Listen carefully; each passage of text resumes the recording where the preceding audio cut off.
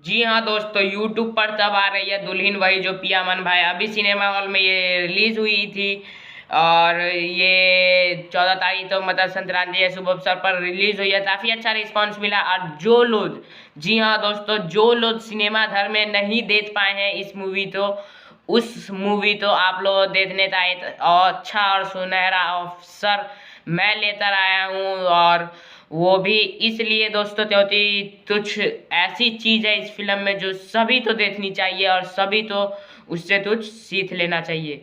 तो फिल्म का नाम है दुल्हन वही जो पिया मन भाई। लीड रोल में है काजल राघवानी, खेसारी लाल यादव और मधु शर्मा, और डायरेक्टर रजनीश मिश्रा, प्रोड्यूसर अभय सिन्हा जी।